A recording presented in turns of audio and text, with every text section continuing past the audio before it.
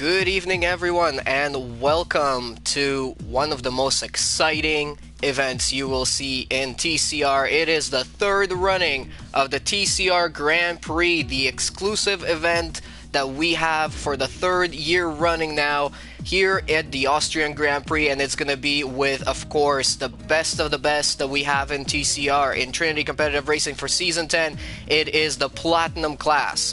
With you in the booth tonight is myself, BLIN-MACHINE, and I just want to say thank you so much to the league for giving me the chance and the huge honor of hosting and commentating on this event for a second year now. And with me tonight is another very, very amazing commentator. It is the Smeg. How are you, the Smeg? I am feeling fantastic, and I'm very, very keen to see this race play out. It's a very interesting format, and I think this is definitely going to be one of the races of my year in commentating. I'm really looking forward to it. Alright, I'm just going to remind everybody very quickly about the format of this event. It is not like our usual TCR events. It is way more exciting. We are going to have a Q1, Q2, Q3 qualifying session, but not exactly what you're used to. We are going to be giving off some additional points for the season championship here tonight. There's going to be also a 5-lap heat following each one of the qualifying sessions. So basically, to run into that right now as we're getting loaded up into the one-shot qualifying that we're going to have for Q1 with all full grid 20 drivers from Platinum class here tonight. There's going to be 1 point awarded for the fastest lap in the one-shot qualifying, and then there's going to be more additional points for the 5-lap heat, with 3 points going to first place, 2 points to second, 1 point to third place, and an additional 1 point for fastest lap. Now, we are going to eliminate 5 drivers in Q1, so we will be moving into Q2 with only 15 drivers, doing the exact same thing with the one-shot qualifying and the 5-lap heat with all the additional points for that as well. But only the top 10 will advance.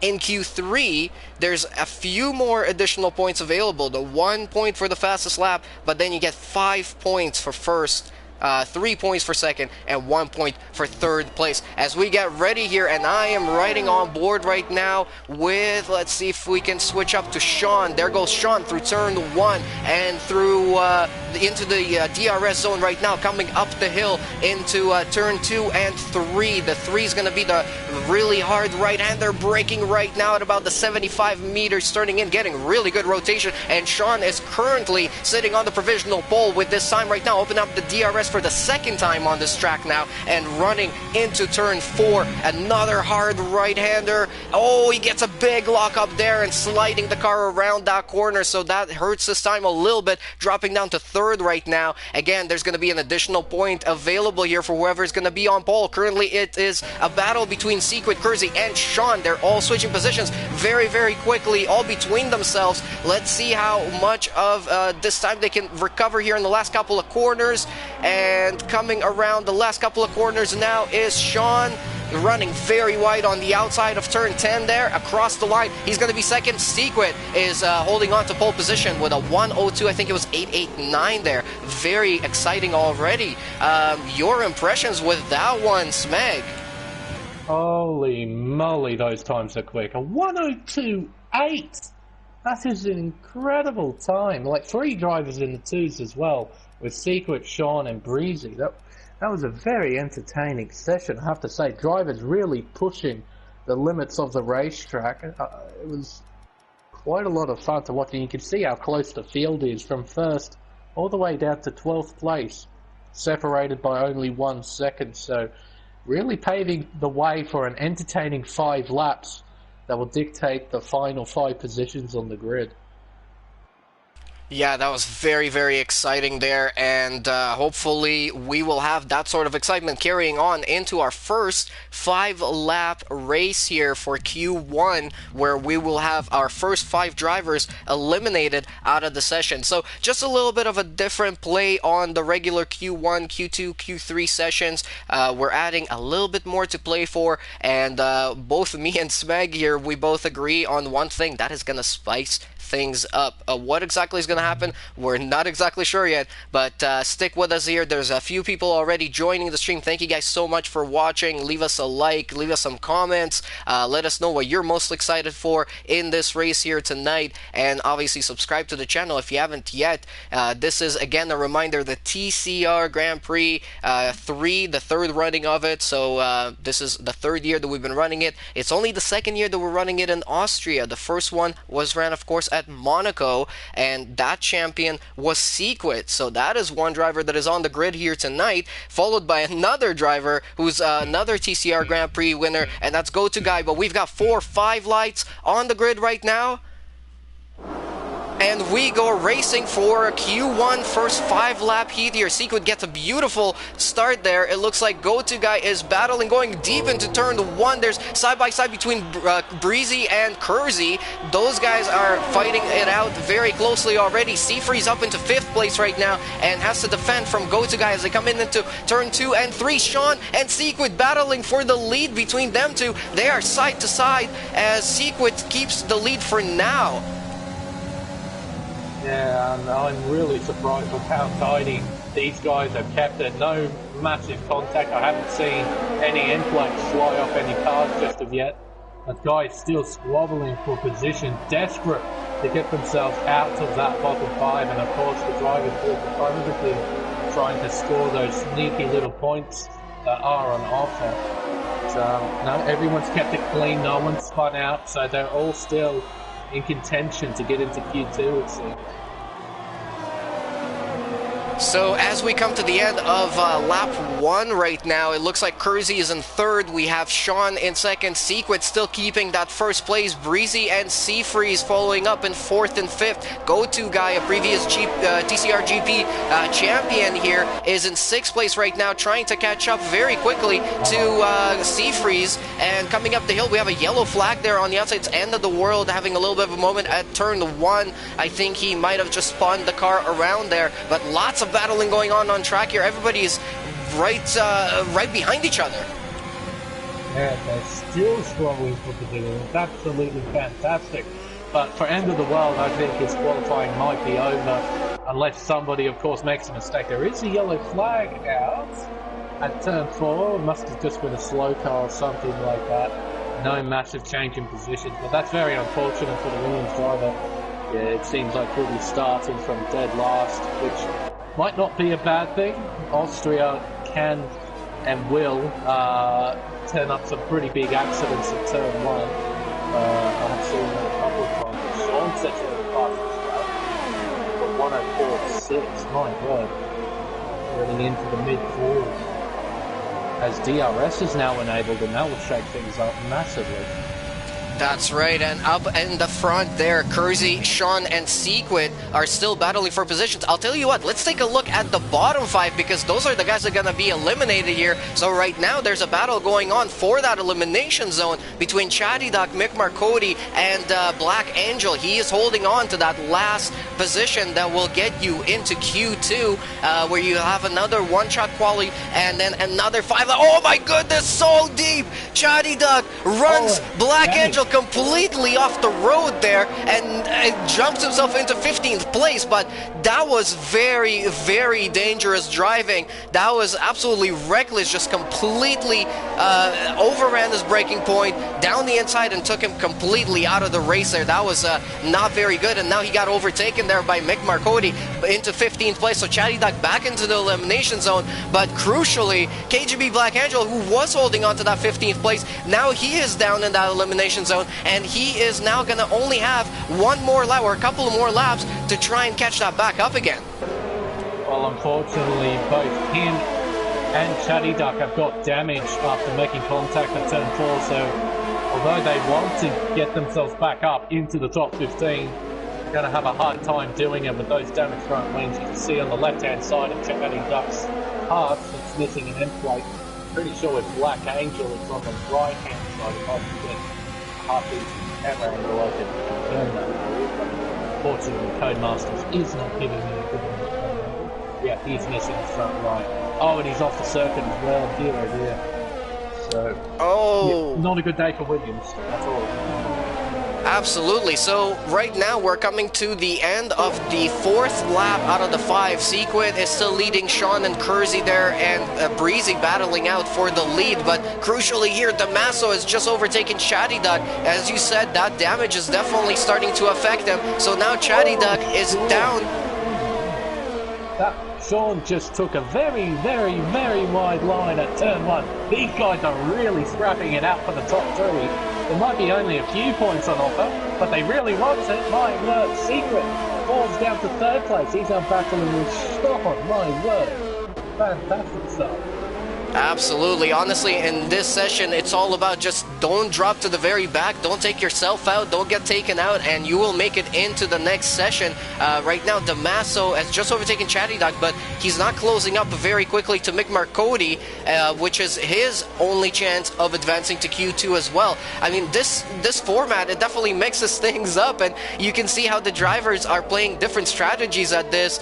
There's so many different ways to go about this sort of a format, and you never really know what's going to happen, what it's going to bring out for us into the actual race. We are, of course, still going to run a 50% race at the end of all of this. So Kersey has just finished first, so he gets out 1 extra point. Breezy in 2nd, Sequid in 3rd, but crucially, it's Mick Marcotti who holds on to 15th place to advance himself to Q2. Damaso, Chatty Duck, KGB Black Angel, and the World, and Failed UX are all eliminated out of this session. Yeah, I really do feel for Black Angel in the Williams. That incident at turn 4, yeah, it really took away all of his momentum, and that damage as well. He couldn't gather up that momentum that he lost. So, yeah, not a good day for both Williams, but there we go. Q1 out of the way. I wonder if Q2 would be as interesting as Q1. So there you have it, your podium finishers. They get a few points there. We will check who got the fastest lap as well, so we can make sure we assign all of those points there. So, in the one-shot qualifying, it was Sequid who got the 1 extra point. But in the first 5-lap heat, it is going to be Kersey with 3 points to his name, Breezy with 2 points, and Sequid with an additional point. So Sequid actually gets 2 points from this Q1 session, an extra few points to his name. And also, in the elimination zone, it is Damaso, Chatty Duck, KGB Black Angel, End of the World, and Failed UX. Those 5 drivers will not advance into Q2, so we will see the rest of the grid, however, do advance into Q2 with another one-shot qualifying, and then also another 5-lap heat. So wow, that was very exciting. Oh, and also 1 additional point also goes out to Breezy for the fastest lap in the race, 104.426. So Kersey and Breezy end up scoring the same amount of points from that race, 3 each. And Secret managed to get 2 because he qualified on pole positions. So a nice sort of bundle of points for those 3 drivers there. Now, we only have 18 drivers in the lobby. So, do drivers just leave? So, we were told, they were told to go into the spectator mode once we finish the session. And then, there we go. A bunch of them are joining into the spectators. But I think we started out with only the 19 total drivers here tonight, or was it the full grid? Yeah, it was full grid. But wow. I think Failed UX dropped out of the session, I'm pretty sure. So, I don't think he'll be returning until the race, but then we're down to 16, so I'm guessing drivers just thought they would just leave the lobby and just come back. Let's see. Well, yeah, I think we should be okay. If Failed gets another invite, he should be able to rejoin. I was gonna take this time to, I guess, run us through the standings currently in Platinum class. So we have Sequid currently leading with 121 points. Sean very, very close behind him with 94, so about a Grand Prix win and a half. Kersey in third place, 67 points, so quite a bit of a gap between, I would say, first, second, and third. It's almost like three different tiers right there. And then we've got Tasmanian Devil in fourth place right now with 56 points. Seafreeze, 45 points. Mebi01 with 43 points. 007, 42, and Go-To Guy with 40 points. So all of those guys, those 5 or 6 of them, they are tied in a very, very close battle. And before I almost finish all of that, we are getting ready for Q2 already. That was very, very quick, well organized between all of our drivers there. Thank you for sticking to the instructions. This is what is going to make this a little bit smoother for us too. And I'm also just reading the chat. It seems that Failed isn't able to reconnect to the session. So I think he might be out completely from this race. Seems.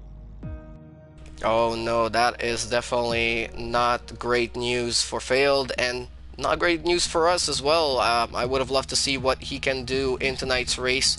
Smeg, can I just ask you to turn up your mic maybe a touch or two? Sometimes you get a little bit faint, but yeah, Not a problem. Perfect. Alright, so guys, we're getting ready here for Q2. So again, we're going to have the one-shot qualifying, followed up by a 5-lap heat again, with all of the additional points being handed out at the end of that session, just like I mentioned before as well. Now we've got some clouds on the horizon here. It looks a little bit foggy as well. It will be very cool if we get a little bit of a weather spice up here in Q2, wouldn't it? Well, I think that they've kept it as overcast. I don't think they've changed it to dynamic quite just yet. So it appears to me that it's somewhat similar conditions to what we had in Q1. But yeah, definitely a grayscale over everything at the moment. Everything's a little bit duller than what it should be in the bright blue skies that we normally get. But yeah, now time for the top 15. To have a crack here in Q2 and finally get the top 10 ready for Q3.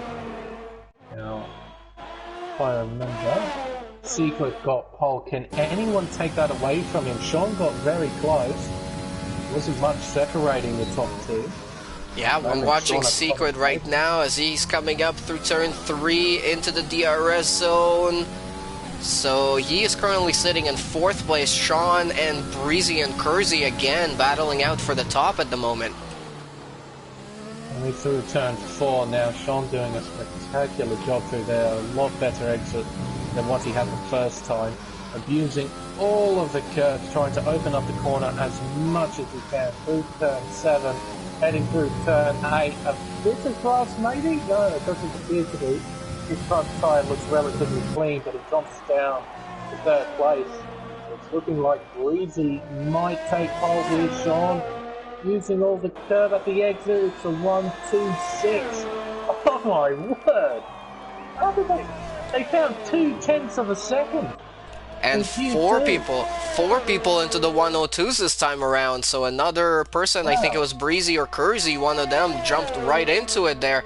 The times are absolutely crazy. I mean, just to compare it with, well, I mean, we can't compare this because this is qualifying, so to speak. But in the race last year, Breezy only managed a 106.4, so that could be beaten here tonight. But Sean gets that extra point to his name for the fastest lap in the one-shot qualifying of Q2 here with a 102.670. We had Breezy very much right behind them, 102.696. So within 26 thousandths of a second, that is very, very close. CRG Kersey, 102.780, so just a tenth behind them there. And then we've got Sequid in 4th, Seafreeze in 5th, Mebi in 6th, Tasmanian Devil in 7th, Go-To Guy in 8th, Honda M in 9th, and 007 will be starting in 10th. So everybody behind 007 are going to be in possibly the elimination zone, WFYKV, and we've got a couple of other drivers there as well, because again, we're going to be eliminating another 5 drivers and setting the grid for P11 to P15. And also just a note, the top 14 drivers in that session, all of them were within 8/10 of pole position. Flip-Flop Fish must have made a mistake because he did a 1:17, and that, typically speaking, isn't a very competitive lap time. He was 15 seconds off the pace, so I imagine he made a mistake somewhere, so he'll be starting from dead last, but I'm sure he's going to be trying to claw his way through the field and try and start inside that top 10, ready for Q3. But everyone should be readying up soon, and we'll get the second race underway. And this has been absolutely crazy so far in Q1, and I am sure it's going to be exactly the same in Q2, so let's get ready. The lights are going to be coming on in just a moment here. There we go, we're all lined up. 3, 4, 5 lights are on. And we go racing once again here for Q2 for another 5-lap heat here. Breezy and Sean battling for turn 1 here for the lead. Breezy gets the up ahead, but Sequid cuts the inside of the corner, gets a really beautiful run onto the grass there, gets squeezed by Breezy, almost had to go off and almost ended up in a horrible crash there. But now Sequid and Seafreeze also battling. Oh my goodness! Seafreeze got tapped from behind by Mebi, and they lost a bunch of positions. W gets a 2-second penalty for corner cutting, but Seafreeze down to 8th place because of that incident there. Now Tasmanian Devil battling together with Mebi and Go-To Guy in front of them, or Kersey. Everybody's changing positions so quickly here, it's really hard to keep up. But the best start out of the lot is undoubtedly Flip-Flop Fish. He's inside the top 10. Already having made up 5 positions off the start, and he might be lining up position number 6 if he can find a way past Seafreeze heading into turns 9 and 10 now. No, he hasn't got quite enough momentum on his side after to launch an attack, but yeah, very unfortunate circumstances for the Renault of W, having, I believe he was coming in behind 2 cars heading into the braking zone at turn 3. I think he might have misjudged that braking zone. He closed up to them very, very quickly, and he had to take avoiding action, resulting in him cutting the corner and getting a little bit of wing damage. So, unfortunately, I don't think he'll be going any higher than 15th at this stage. Yeah, so we're gonna watch the leaders here for the first few laps, and then we'll switch over to the back positions because that's where all of the action is gonna be happening. Now Flip-Flop Fish is thinking about an overtake there on Seafreeze. Oh my goodness, they're literally touching each other and pushing each other through the corner. Flip-Flop Fish not able to move up the position, but he wants to get out of that position. That is the last position that gets you into Q3, and you want to get out of there and put a couple of cars between yourself and that last position that will get you into that next session. Now though, it is coming on to lap 3. It is going to be DRS enabled for all of our drivers here, and everyone is going to be trying to push as quickly as possible to try and get up some positions here with the help of DRS, especially Flip-Flop Fish and possibly 007. I know he definitely wants to get into Q3. Yeah, it seems so that with the field as close as it is right now, everyone's going to get DRS, so nobody's going to get a massive advantage out of it at this stage. Kersey is about the only driver here who has a real disadvantage at the moment, not having DRS. He's 1.5 seconds behind Secret in 3rd place, so he's going to have his hands full with the likes of Tassie Devil, Go-To Guy, and Mebe, all of them right in behind, ready to pounce. Fantastic stuff on the show at the moment. Yeah, Flip-Flop Fish still hanging on to P10 for now. I reckon this position is going to get very, very interesting in the next couple of laps. He's going to really scrap it out for that final. It is all getting heated up here for the last couple of laps. We're on lap 4 out of 5 in this Q2 5-lap race to set off the grid from P11 to P15 and also hand off a few extra points. In total here, as I mentioned, there's 27 points available in between all 3 sessions, which is more than a Grand Prix win. Of course, a single driver can only earn an additional 14 points to his name, but once you put that together with possibly a win in the actual GP later on, as Flip-Flop Fish now overtakes Seafreeze finally and gets P9, when you put all of that together, that is a massive boost. That is like running a race and a half, getting 1st and 3rd all together at the same time to your name. and Sean's just overtaken Breezy for the lead of this race. He's also got fastest lap next to his name with a 1 minute 4.2, so he's going at a rapid pace at the moment, and he's slightly pulled away from Breezy a little bit as well. He might be lining himself up for a win in Q2, as well as fastest lap, which is a massive bonus. And pole position, so taking a full complement of points in Q2. That would be absolutely amazing for you. Oh, and now GTR Lion overtaking 007. I was watching as 007 was starting to close up the gap on Seafreeze to overtake him for that last position that will qualify you into Q3, but now I don't think if GTR Lion is going to be close enough with only a few more corners to go. This is Austria. You only have 10 corners in total, and most of them are separated by 3 massive straights, so if you cannot overtake on those 3 massive straights, it's going to be much harder in the couple of swivelly corners that it's got around here. And then we've got this almighty battle in the midfield. We've got Kersey, Neve, Go to Guy, Honda, McCoy, and Seafreeze. They're all bunched up, all ready for someone to just make a mistake. Sean takes the win. Who will be the drivers eliminated from this race? So TCR Lion, 007, McCurdy, FYKV and W, of course. After his lap 1 incident, he'll be starting from 15th on the grid. So Seafreeze, one of the previous season champions here, he's a multiple season champion, barely able to hold on to a qualifying spot in Q3 here in this 5-lap race, but on the podium it looks like Sean managed to hold on to the win, and with him there is Breezy as well. So we will watch through the standings as they will come up in a second here. We will see who got the fastest lap for that extra point as well. Again, so many additional points to gain in this special event here, and thank you everybody who's joining the stream. Let us know in the comments again who you're cheering for, who you're rooting for, who you think is gonna be on that top podium step in the actual race here tonight. We are in for a very long one here tonight, but look at that. Sean, pole position, win, and best lap. So that is going to be an additional 5 points to his name. That is very impressive there. Breezy getting 2nd place and 2 points to his name, and then we're also gonna have Sequit with an additional point for him as well in 3rd place. In the elimination zone, it is GTR Lion and 007, both of the racing points. Mick Marcotti, Red Bull is out as well, and Ferrari of FYKV and W in the Renault. Those guys are not going to move on. Seafreeze barely able to hold on to that last position right at the end of the race there. Yeah, only 0.3 of a second separating 10th and 11th place at the line, so very, very close indeed. But now, move on to Q3. Now, I wonder how much are these guys going to send it? They know they're not going to get eliminated, so this will only dictate track position.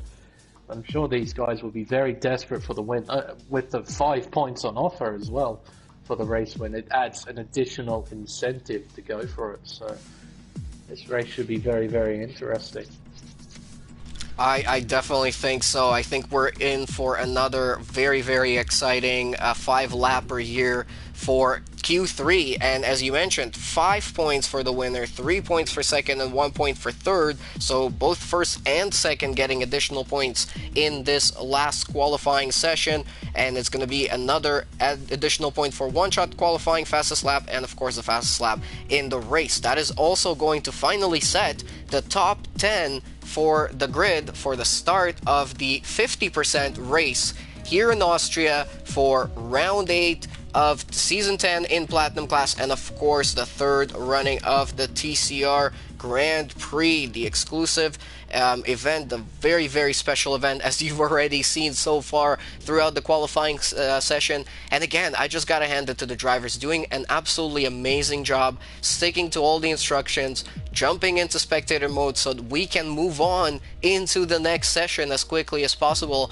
I remember last year we had to switch screens and switch sessions all the time, and that definitely did not work out so well, so this is much, much smoother. So Meg, we've been through Q1 and Q2, just let us know about your impressions so far.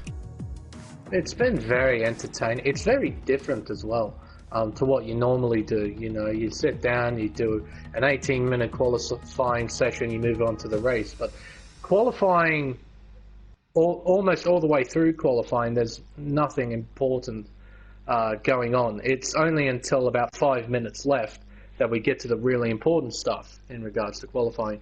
With this format, it's intense, first of all, but every session is important. It's got a degree of importance about it. So it's very entertaining to watch. It keeps up the entertainment factor all the way through the stream. So I'm very, very impressed with this format and how it works and how well it works as well. And the drivers' cooperation makes things 10 times easier, it seems, when you've got drivers who know what's going on and who are willing to cooperate and get this stuff done. It's been fantastic so far. Typically a bit better than normal qualifying, but with normal qualifying you get to see some really epic lap times. With these drivers, they've only got one shot. Speaking of which, time for one-shot quali for Q3. There we go. Let's pick somebody who we think is going to be towards the first positions of the grid. So far, it's been Sean and Breezy and Kersey fighting it out. We've watched Sean in Q1. Let's watch Breezy in this Q3 session here as he comes up the hill into turn 3. Massive braking there, getting a very, very smooth acceleration out of that corner. Kersey now jumps himself into provisional pole so far as we've made it through 3 corners into turn 4 right now. Very late braking for Breezy, locking up the inside wheel there, running a little bit wide, getting a pretty good exit there though, so they're running very, very close between Breezy, Kersey, and Sean right now. Sean seems to be holding on to first position quite comfortably. Oh, there we go! He just dropped down to second there and back up into first. Kersey in second, Breezy dropped down into fourth right now. Let's see if Kersey can beat Sean in the last couple of corners there. He advances himself up into first place again, down into second again, up onto the line. And it's going to be Sean on pole position again here in Q3, getting that extra point to his name. He's definitely been putting on a bunch of extra points to his name in this session so far. And there he is with a 102.715 on pole position, getting an extra point again. CRG Kersey, 102.733, very close. And Breezy, 102.919, had a little bit of a mistake going deep. I think it was out of turn 7 there, so hurt his time just by a couple of tenths, but in the end of it, it definitely mattered. Sequid, the current championship leader, is down in 4th, so we will see where he ends up at the end of this session, because of course that is going to set the grid for the race. And I was actually watching Secret's lap through that, and he as well made a mistake. At turn 3, he got massive oversteer at the exit, had a massive tank slapper, and he managed to catch it, which is why he jumped all the way down to 8th place coming through Sector 2. So he knows he had more time in that lap, and to be only 2 tenths off pole after a mistake like that, yeah, he's got a lot of pace underneath him, but he needs to try and avoid those sort of little mistakes so then he doesn't lose out on stuff like a pole position where he doesn't get that additional point. And his main rival does. His main championship rival does. So, bit of a costly error, but he knows he has a lot of pace underneath him. Yeah, I think Sean is really using the format of today's qualifying to make sure that he gets as many points to his name as he can to cut down that gap to Sequid. I think if everything goes his way, and I'm gonna try and avoid giving him the commentator's curse, but you know, if he manages to hold on to good position, he's gonna be in a great position for the rest of the season. As all 5 lights go out right now for Q3 here, Sean gets a pretty good exit there. Breezy gets a really good start, and he is side by side right now with Kersey. They touch, massive contact there, and oh my goodness, Kersey touches a couple more cars as he comes back onto the track. I think he got the Seafreeze tangled up as well. Now there's a massive tangle going on, and the back positions there for 9th, 8th, and 7th, and all of the other positions. Everybody side by side as they go up through turn 3, and now they're running into turn 4. What a crazy start that was. I think Breezy just overshot his braking point there a little bit and went a little too aggressive with Kersey into turn 1, but Sean and Sequid are now 1 and 2, so Sequid got promoted a couple of positions thanks to all of that. Yeah, it was a very interesting start, to say the least, my word. Having an incident like that, and Greasy won't be going any higher than 10th place, for sure. Dear me, that was very, very close to having a massive accident. Sean is very lucky that he only just missed that. He was very, very close to getting collected in that lap 1 incident. So he leads away by, as he makes a small mistake at the exit of turn 1, something similar to what Secret did in qualifying. So these guys are really pushing it at the moment. They really want these positions. Goes a guy making a move on flip-flop Fish for 5th place around the outside, goes flip-flop, able to get better traction down, and he keeps the position for now. And the battle still goes on as they're coming into turn 4 now, going side by side there with Flip-Flop Fish. Flip-Flop managing to hold on to P5 for now, but this is turning out to be one hell of a race already, and we're not even into the main race yet. This is still qualifying. Yeah, this is really setting ourselves up for a fantastic race, and also the tensions, the little grudges that we get from these little qualifying sessions, they're going to bleed into the race as well. So any incidents that we have between drivers, any of those little grudges, you might be able to see that during the race. Further it increases the action.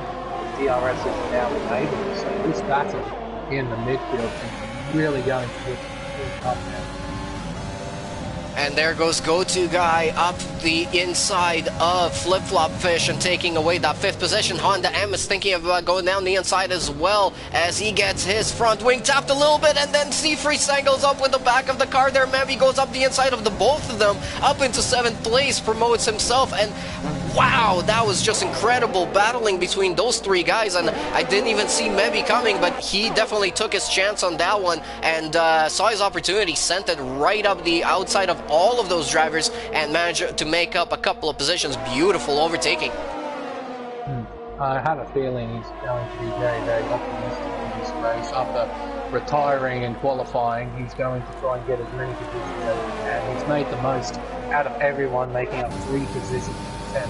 The Secret set to be fastest lap. Kersey then beats it with a 104.256. Very nice lap time from Kersey. Secret is on a mission, though. It looks like he's just cutting into that gap of Sean. He sets another purple sector in Sector 1, doing an absolutely incredible job using his DRS, using probably his overtake, definitely using his overtake right now, as he is right on the rear wing of Sean, going around the outside, he's thinking, into turn 4. Let's see if this is going to work out. Sean holds the inside there. Secret goes around the outside, not quite close enough, but is he going to make another move into the next corner there? It is so close between the front wing and the wheels of Sean there, between Secret and Sean. It is just incredible racing here in Q3. We are now coming to the end of lap 4. We're only going to have one more lap. Who's going to take those 5 points for the win? Who's going to take the extra point for the fastest lap? This is going to all come down to the last minute, just over a minute around here. Win this new cars on F1 2020. I think the fastest lap that we have right now is about a 103, 104. So this is going to take only but a moment here. Secret with the DRS now, out of turn 1, up the hill, through turn 2. Let's see, he's gonna go down the inside. Oh, they tap wheels again! Secret and Sean, wheel by wheel right now, going into turn 3. It looks like Secret is gonna take the position for now. Sean is right alongside him again. I was going to say Sean could get DRS, but neither of them get DRS. They were both equal at the DRS detection line, so neither of them get it. Oh, and Secret has a half spin at the exit of turn 4, and that slots him back down to P2, and I think that might be his challenge over. As Kersey now got a bit of momentum, he might gamble, try and send it on Secret, try and get that 2nd place. And also Tasmanian Devil. Oh, there goes Kersey. Let's see if he's going to make a move down the inside. He thought about it. He very much thought about it there, but it's just too dangerous, and it could ruin your whole race. But Sean is going to take the extra 5 points here with the win in Q3, and he's going to put himself onto pole position as well for the main race here tonight. Sequin lost out on that battle at the end of everything. He's going to still take 3 points to his name, and he's going to be in 2nd place. Kersey in 3rd. Who got the fastest lap here? Let's take a look. Fastest lap goes to Breezy in 10th place. Yeah, he made a pit stop, put himself onto fresh rubber, and he put the hammer down. He basically did it. Oh, hello. A C3 goes at 3.9. Does Breezy beat that? Let's have a look. I bet he's pushing. No, he doesn't. There we go. C3 gets the fastest lap. He snags that away from the McLaren. There we go. Maybe gets driver of the day in this Q3 5-lap race. But Sean is the man of the hour, and I gotta say, I think he's the man of this qualifying format so far. It looks like he stole away most of the points that you could possibly get, and once we calculate all the points, I'm sure he got most of everyone else throughout this qualifying session. He had a couple of wins now, and a couple of fastest laps as well, so definitely putting some good show here for us tonight for the third running of the TCR Grand Prix here in Austria at the Red Bull Ring. It is Sean again on the pole position for the next race, on pole position for this 5-lap race, and got the win for himself, and just couldn't get that fastest lap. Sequid in second gets 3 points additionally to his name, and Kersey gets an extra point from that race. Tasmanian Devil in fourth is going to be starting there on the race as well. Go-To Guy is going to be starting in fifth, Flip-Flop Fish in sixth, Mebby in seventh,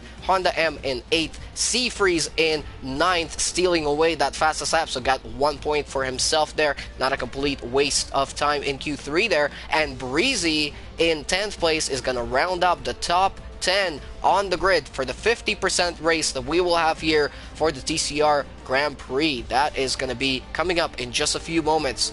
Wow, what an exciting qualifying we've had so far. Thank you to everyone again that's watching so far on the stream. Leave us a like, send in more comments. I love reading all the comments that are coming in, and definitely subscribe to the channel. Smeg, after all of that, I mean, I'm sort of breathless, but what else do you think we will now see? You already mentioned that there's going to be, you know, some grudges possibly carrying over from the from these qualifying sessions into the race. Do you think we might see a surprise weather change? I think we just might. Austria's never been shy of rain, and of course we're going to switch it to dynamic weather, so drivers will have absolutely no idea what the conditions are going to be like for this race. And also with Austria, it's one of the best racetracks in the game. Racing just comes naturally around here. You got 3 very long DRS straights into 3 heavy braking zones. So, and with these sort of cars, those sort of areas really provide fantastic racing. It allows for not easy but somewhat competitive overtaking, where drivers can really fight for their positions. So it should be very interesting indeed. And also, if it does rain, those drivers who have a wet setup might be in a good place. Those drivers who practice in the wet, who actually have a wet setup, because there's no parc fermé rules in this, so you can change your setup as much as you please. So yeah, very interesting. Yeah, and you mentioned there are no parc fermé rules, so to those who are watching possibly don't know what that means, normally in a race between qualifying and the actual race session, the setup that you have on the car is the setup that you have to use in the race. So once you go out of the pit in qualifying and you complete 1 lap, or even if you just come back into the pits at the end of that lap, it is going to be the setup that you will have to use into the race as well. Here tonight, because of the different qualifying format that we've introduced for the TCR Grand Prix, we're just allowing drivers to set up the car, you know, possibly a little bit differently for the qualifying sessions, and then going into the race with an actual race setup that they are ready to use. Another thing that we will be allowing the drivers here tonight is going to be the free tire choice. So absolutely everyone on the grid, even the top 10, they can use whatever tire they want to start on. They can do whatever strategy they want for the race. Again, a little bit of freedom just to spice things up, add a little bit more excitement into the race, and give our drivers a bit more, you know, flexibility, I guess. just want to mention as well, we are going to give away the regular driver points at the end of the race. So 25 for the win, 18 for second, 15 for third, and so on. But it is going to be very, very different if, some of the people like Sequit or if Sean end up on the podium, because they're going to take more points from qualifying on top of those race points, and that could completely change the standings. I mean, Sequit, if he has a bad race, if he has anything go wrong for him here tonight, that could be his championship lead over. It can do. So this race is very, very important to the championship. So if Secret manages to have a bad race, which on his current form I doubt, he might actually lose that championship lead, because Sean's on fire at the moment here in Austria. So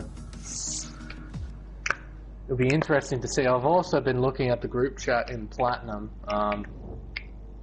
There are a couple of grudges, to put it lightly. So yeah, this might be interesting. Yeah, we did. Kersey wasn't too happy with Sean. With turn one, when Kersey went very, very deep and hit Breezy off the circuit, as we saw at turn one.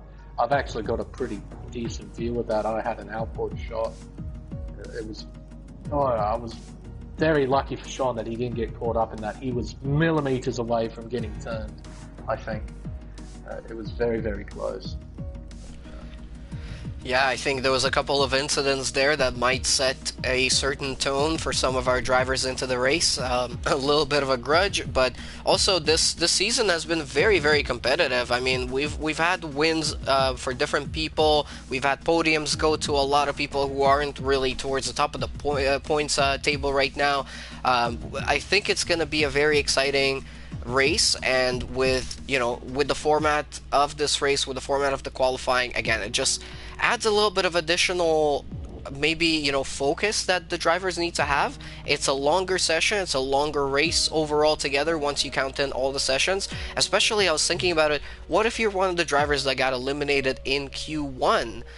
You then have to sit there and wait throughout 2 sessions and sort of get knocked out of your zone. Do you think that could be a factor here tonight?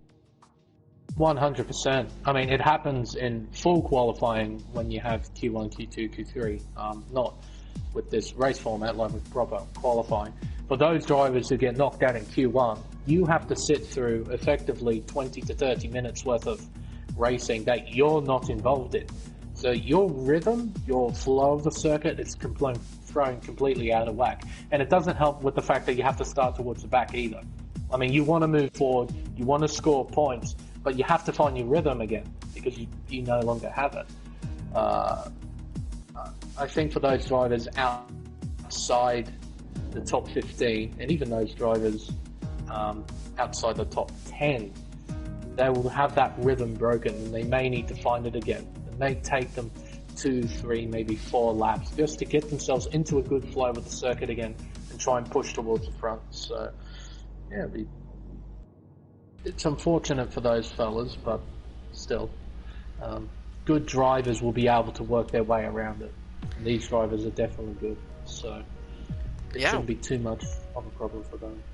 So now we are just waiting for all of the drivers to get ready. I think we're just giving them a few minutes of a break after all of those qualifying races so they can sort of get a breather, maybe get a drink or something like that. I want to mention we have some, just the caliber of the drivers here tonight is just ridiculous. We have 2 previous TCR GP champions, of course, Sequid and Go-To Guy. Go-To Guy won last year's TCR GP2 in an incredible battle between himself and Dougie Falcons, who isn't in the league anymore, unfortunately, but that battle came down to turn 4 of the last lap, where they came together and Dougie spun out and dropped down to P3, and Go-To Guy managed to take the win.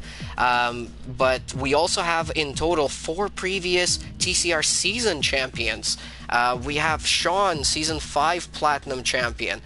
Breezy, season 9 TCR champion, and also he's a double champion as well in previous seasons. Seafree's a triple TCR champion, and we also have Go-To Guy, who's both a winner of a TCR GP and also a season 6 platinum champion. Those guys are all going to be putting in an absolutely amazing show for us here tonight. So for those of you joining up right now, it is again the TCR GP. It is the third running of it, 3 seasons in a row. This is the second season that we're running it at the Austrian GP. The first one was run at the Monaco Grand Prix and was very exciting, but we decided to open up the racing a little bit for the TCR GP and allow for more overtaking and more action on track, which is exactly what we've been seeing in here so far. So now we are loading up into the main race. We are done with the qualifying. We are now going to get ready for a 50% race around here at the Red Bull Ring in Austria. It's going to be 36 laps. The length of this circuit is very, very short. It's only 4.3 kilometers, and with all the straights, you do that in just over a minute in these F1 2020 cars. 2.683 miles, which is very, very short, and only 10 turns in total. Now, we are allowing regular track limits, but we are watching for turn 1 mainly for corner cuts, so we're not allowing the drivers to take more than 3 wheels outside of the white line if they're cutting the inside chicane, the inside curb, on turn 1. We are, however, also watching all of the other track extensions here. What we're calling a track extension on regular rules is taking all 4 wheels past the red and white curbs. Wow, the crowd in Austria is very, very loud here. As we get ready for this session, we're going to allow a few moments for the drivers to get their strategy right. And speaking of strategy, Smeg, what is the ultimate strategy for Austria in your opinion? Well, there are a couple of things that you can do around here, and I think with Austria in the past, it's an easy soft to medium racetrack, or a medium to soft racetrack, depending on where you're starting. But with everyone having that free choice of tyre, what do you want to do? Do you want to run long on the medium compound, or do you want track position that you might get with the soft tyre? Do you want that initial grip? And also on this racetrack, the hard tyre isn't too bad in comparison to the medium tyre. There's obviously a pace difference, but the hard tyre, it's not shocking. Not like what it was in F1 2019. So even a softer hard strategy is viable around here, which is something that I think Sean might do, as he did in Spa, a racetrack that's soft to medium, but he decided to do soft to hard, and he was very competitive on that hard tyre. And what it allows you to do as well, if you start on the softs and go to the hards, is undercut everyone. You pit earlier, you get those fresh tyres, and you can put the hammer down, while the drivers trundle around the racetrack on old soft compound tyres. So that I have something he'll do, because he does like that hard tyre. But I think for me, personally, the soft to medium strategy is the way to go around here at Austria. But, as we can see, it's still overcast here in Austria. Now, I know that the weather's changed to dynamic, so this may turn into rain, and that will shake absolutely everything up.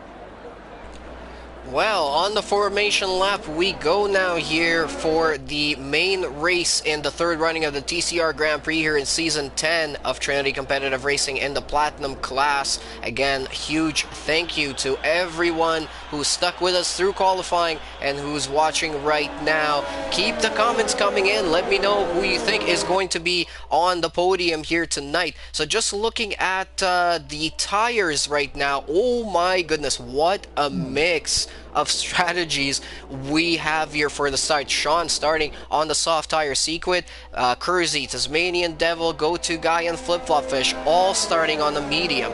We have Mebi starting on the soft, then Honda M on the medium. Seafreeze deciding to go for a hard tire starting from 9th position. He might be able to overcut quite a few people from there. That might be very interesting. He just needs to definitely stay out of any trouble at the start of the race. Breezy and Lion in 10th and 11th starting on the medium tire, 007 in 12th on the soft. We have Mick Marcotti on the medium, FYKV on the soft, W and Damaso on medium tires, Chatty Duck in 17th place on a soft tire, and in 18th, who is that in 18th? For some reason, his name is missing from my thing. It's KGB. Yeah, it's KGB Black Angel and End of the World, both on the hard tire. Smeg, get ready for this. This should be pretty exciting.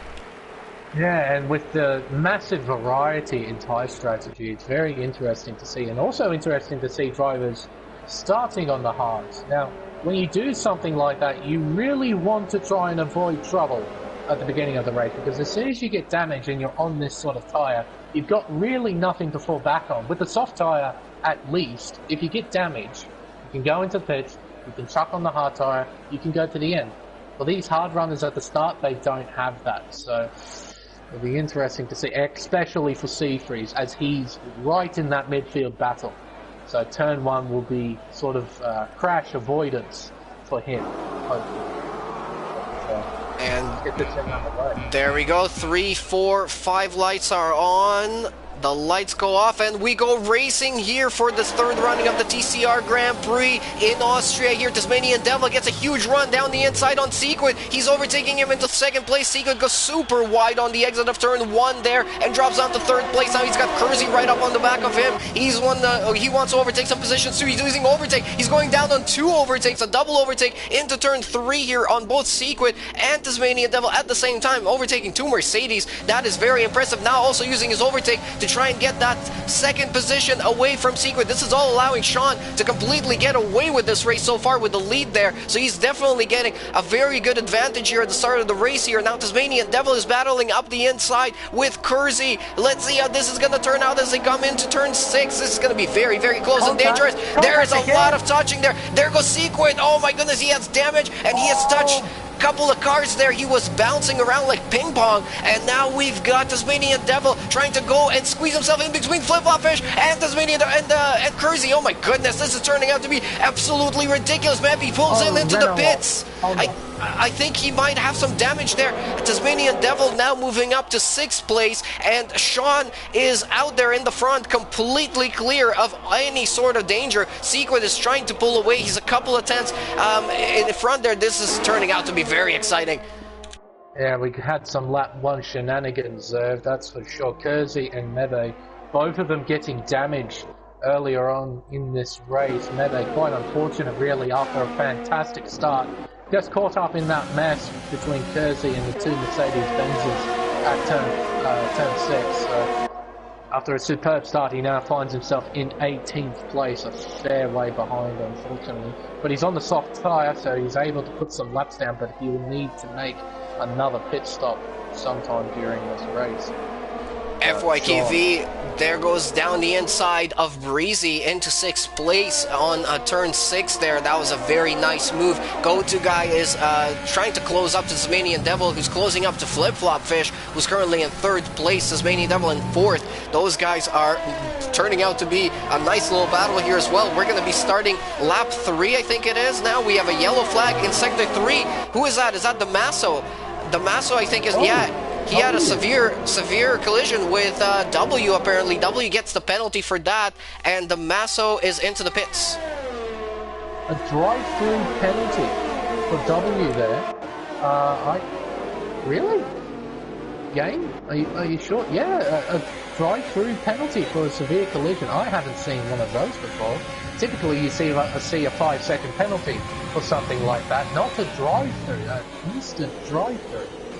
Tasmanian Devil, sorry to interrupt there, goes up the inside of Flip Flop Fish into turn 4, and he moves himself up into the podium positions, into 3rd place. The battles here for the top positions are just absolutely mad right now.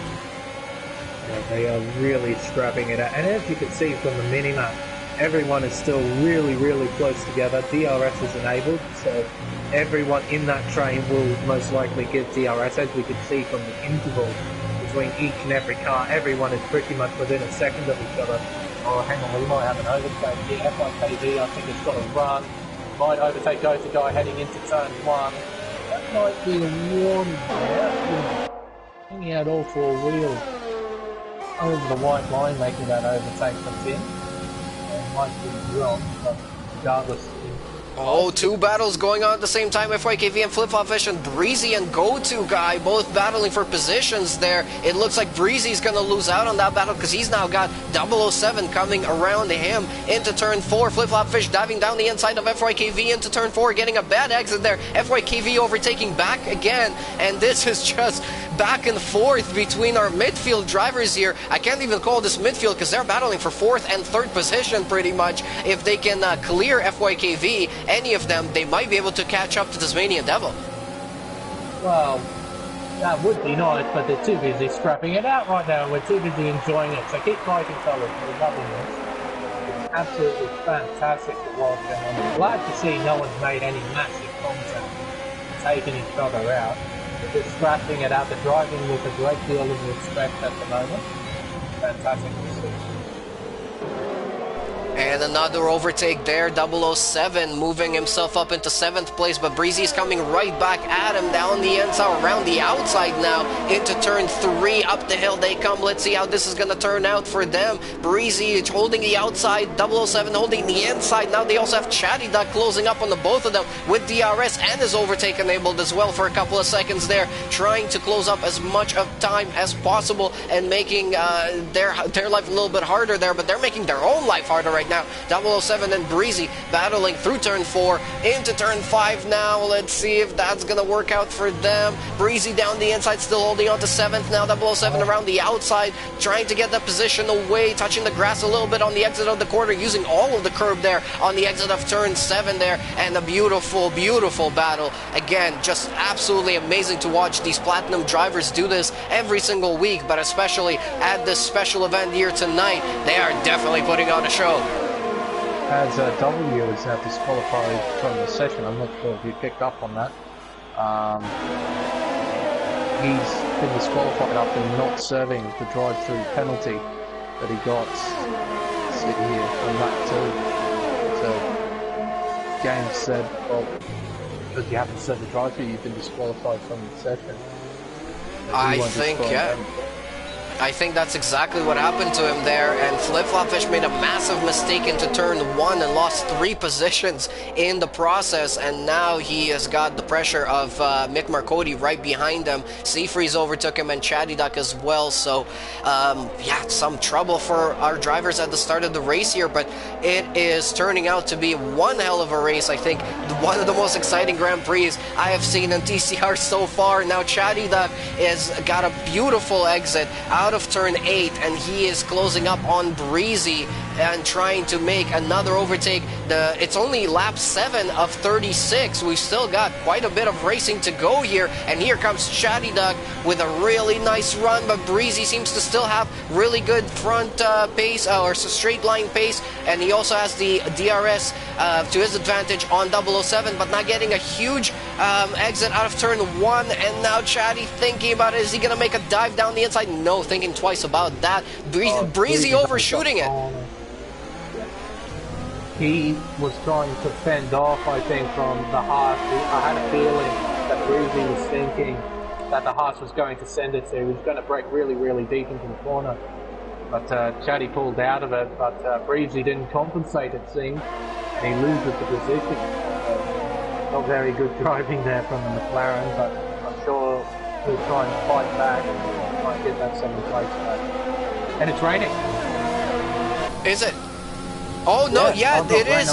I see rain. So we've got rain here on lap 8 of 36 at the 3rd rounding of the TCR Grand Prix in Platinum class in Season 10 of TCR. This is absolutely amazing. This is what we've been waiting for and what we were predicting according to some of the cloudiness that we had in qualifying and at the starting of the race here. We do have some drops coming down. DRS is still enabled, but I'm sure it will be disabled very, very shortly. TCR Breezy and Seafreeze battling for position. Seafreeze overtaking up into the hill of turn 3, and he is now up into P8. Let's take a quick look at the position changes as it stands right now. So Sean still leading the race right now by about 9 seconds. Tasmanian Devil in third. He moved up a position from where he started. FYKV 10 positions up from his starting position. That's incredible. Go-to guy in fifth. 007 moved up 6 positions.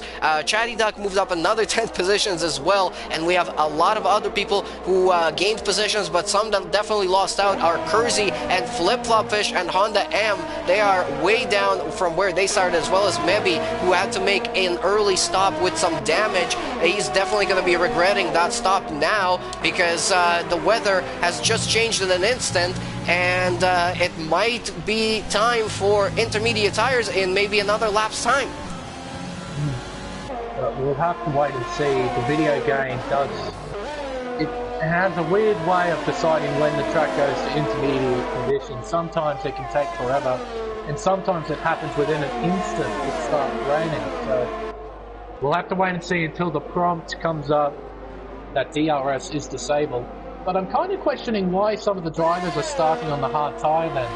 Obviously the graphic must have suggested that the rain was coming a bit later than this. Like, if the rain was coming now and the graphic showed that, I'll be more inclined to start on the medium tyre. Maybe if I was a gambling man, I would start on the soft tyre and sort of pray that the rain would come around a bit quicker. But yeah, for C3s and the 2 Williams cars on the hard tyre, it's very interesting to see that they decide to start on that. I wouldn't mind hearing their reason why, but they're doing a good job now. Yeah, and it was definitely in the forecast because I had a couple of people in the chat and on the Discord letting us know that there will be rain midway. It might also be, as you mentioned, one of those situations where maybe we never go to the intermediate tire. It might be a really light rain, so that's another possibility. DRS is still enabled right now as we're watching from on board of 007, trying to gain time on Go-To Guy and FYKV, who are pretty much right behind each other. And wow, this is absolutely one of the most exciting Grand Prix I have had to watch and commentate before. It is all turning out so much action everywhere. Lots of battling going on. Sean, 8.5 seconds ahead of Secret right now in the lead of this race. Tasmanian Devil in a close third, 2.7 seconds behind Secret. FYKV in fourth, 2.4 seconds behind them. And then we're watching here as Go-To Guy is only a few tenths behind, trying to close up to FYKV and take away that fourth place. 007 now, it looks like Go-To Guy got a pretty bad exit there out of turn 7 and 8. And 007 is going to be thinking about making a move here very, very soon. I think he will do. He's got a fairly I'm not quite. Go-To Guy manages to pull away out of the final corner just a little bit. Go-To Guy. He's got the and he understeers off at turn 1. Oh, in a moment. Is that GTR line? Having a moment at the final corner. Having a big moment. Losing a couple of positions, just causing a big yellow flag. Go-To Guy 007 still scrapping it out for position, and FYKV is just pulling away. Helps that he's on the soft tyre as well in these conditions where it's dry still, but the conditions are deteriorating, and at this sort of stage you want to be on the softest tyre possible. So FYKV taking full advantage of that. So is Sean, to be honest. He's pulling away still from Secret after 10 laps on those tyres. Still pulling away, so looking like the soft tyre is the tyre to be on at this stage. I think so, and just from watching from on board on a couple of drivers there in the last few moments, I think even though it's not wet enough for intermediates possibly, it's definitely having an effect on the driving style and the braking points and the acceleration out of corners. It's getting harder and harder to control. We've had another yellow flag there for a Renault. Is that Honda M? It is. The other Renault is disqualified from the session, so it's definitely Honda. Just having a brief moment as Flip Flop is now right in behind the Renault. Try and overtake it. He hits DRS. As GTR Lion goes on to the intermediate tyre, pulls his strategy from him in the racing point. But I guess after that mistake he made, he really has to try and do something, try and get himself back into the points. So he's made the call as end of the world. has made a mistake at turn 3, missing an end plate as well. Just making a brief mistake. Has a flip-flop overtaken on 15th place. I don't think it's quite intermediate conditions just yet. FYKV goes in. So a couple of people now heading into the pits, even though we still have DRS enabled here. I didn't see any other messages, and I'm watching as 007 is still using his DRS to try and mount an overtake on Go-To Guy for a 4th position, get himself closer to the podium here tonight. Go-To Guy is, of course, last season's TCR GP winner. Currently only running in 4th place. Sean is still out there in the lead, 8.1 seconds now. I see the gap changing anywhere between about 9 seconds to 8 seconds back and forth between Sean and Sequit. So I think there's a little bit of tire management and weather conditions management going on between those two, and maybe one of them has a better lap one time around, and then the next one just makes up a little bit time on the next. Sean is in. Race leader. So he's pulling the plug now. Let's see what he's going to go on to. Is he going to take the intermediate tire just like everybody else? It definitely looks like it. It's a green stripe on those tires for Sean. He's made the call. He's pitted. He's gone onto an intermediate tire. Now, how long will it be until the track goes properly into intermediate conditions when that DRS is disabled? If it happens in 1 or 2 laps, it will be a fantastic call for Sean. But if it takes a while, Sean won't be in the best position at all. Those tyres will heat up very, very quickly in this sort of period. He needs it to go to proper intermediate conditions. Yeah, I mean, as I mentioned, it might not even ever happen, and that might be a massive mistake, because just looking right now, GTR Lion and End of the World, the other 2 people that have gone on to that intermediate tire, they haven't made up any positions, neither has FYKV. So Sean now came out of the pits in 7th place, and we're gonna have to wait and see how things are gonna work out for him. So Sequit overtaking the lead of the race, his teammate Tasmanian Devil in 2nd with 3.8 second gap. Oh, and there goes Sequit into the pits. Oh my goodness, they're going to be double stacking. Tasmanian Devil is coming up right behind them. There we go. So, was it a call from Jeff, or are they just trying to cover off the Ferrari? I'm not sure. But oh, soft tyres. Soft tyres for Tassie Devil. Wow. Now, that's an interesting call. Was that just an accident, or is this intentional, I wonder? Because the conditions are slippery, there is no doubt about it. But maybe, just perhaps, he could be thinking, it may take a while for us to reach intermediate conditions. I'm just going to put these tyres on, because the other tyres just have absolutely no grip. We put on fresh softs, they have heaps of grip. Hopefully he might make up a few positions or 2, but yeah, interesting call. That's absolutely unbelievable. Honestly, I did not expect that at all. I thought he would be going on that intermediate tire, and just thinking about it, you know, he did lose a few seconds there because of the double stacking. I gotta say, Codemasters did improve that for this year's game a little bit, but he definitely lost at least 2 or 3 seconds there doing that double stack. So now with the addition of a completely different tire, it's a huge gamble. I mean, if it works out, he's gonna be the hero of the day, but if it doesn't, that is going to set him right to the back of the grid, and he might have to make another pit stop. We have more people into the pits now. Breezy, looks like KGB, Mebby, Kersey, and yeah, those guys are all in there right now. So Breezy goes onto the intermediate.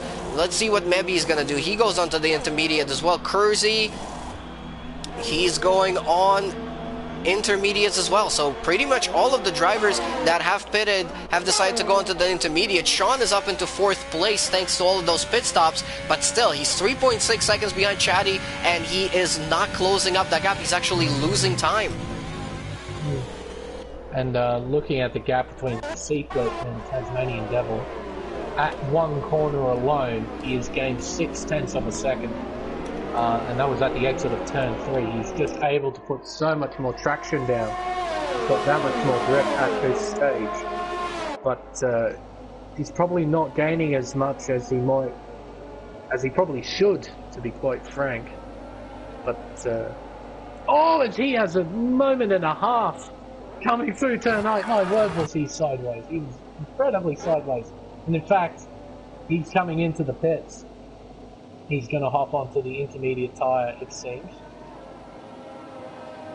Wow, this is spending time, but oh dear. And he speeds in the pit lane, a 5-second penalty. Oh my goodness. That is absolutely unbelievable right now. All of this is kicking up because of the weather, and nobody really knows what tire to go on, which tire is going to be best. A couple of overtakes there happening because of pit stops, but this is now means that Sean has retaken the lead of the race after Sequid has pitted and after some other people have pitted. So he's now back up into the lead with a 3.9 gap back to Sequid. Breezy now in third place, under attack very much by 007, who's still holding on to fourth place. There we go. DRS has now been disabled finally. Yep, there we go. So that's the proper switch. And there's a spin. Is that the Marceau? I think it is. It is. She's having a bit of a moment at turn 8. But yeah, because Sequid managed to go longer on that medium tyre, he gained about 4 extra seconds in the pit rotation, just because the medium tyre is slightly better than the intermediates for that little period of time. So he's closed in quite a bit. Now with the intermediate conditions settling in, it'll be interesting to see how quick each driver is in these conditions. Who's the better wet weather master? And at the moment, Sequid is gaining now 3.5 seconds between the top two. So now everybody in the field is all running on that green stripe intermediate tire because DRS has finally been disabled. The conditions are finally absolutely right for this tire, and we are seeing, as I think possibly, as you mentioned, some more battles might come out of this, as we're watching Mebby and Seafreeze battle it out up the hill into turn 3, hard on the braking and rotating the car around. Let's see who's going to come out on top in this one. It looks like Mebby gets the position there, and now FYKV is going to be thinking about getting it, but he gets a pretty bad exit out of that corner. He's going to have to wait again. Seafreeze and Mebby, they're not done. Seafreeze trying to go around the outside, locking up both front wheels there. Still around the outside, still side by side into the next complex of corners as they're coming into turn 6 and 7 now. Seafreeze has to lift off and give the position back to Mebby. Definitely doesn't want to go, but Mebby loses the car there a little bit and gets it around the outside there. Now Seafreeze thinking about sticking it in again. Not quite close enough. Bad exit again for Mebby out of that corner. Let's see if Seafreeze is going to go for it down into turn 9. This is going to be dangerous. No, he thinks twice about that one, and Mebby still holding on to 8th place, but definitely it looks like Seafreeze is driving a little bit better and smoother in these wet conditions than Mebby is. Now, I also just like to point out, remember FYKV was battling with the likes of Go-To-Guy and Sassy Dark on 007, if I remember correctly. He's now down in 10th place after pitting that early for the intermediate tyre. So he's lost out massively, and he's under attack from Tasmanian Devil, who, if we all remember, was in 3rd place. He's now in 11th now, and that's genuinely 11th place. It's not because of that error he made going onto the soft tyre, effectively doing 2 pit stops.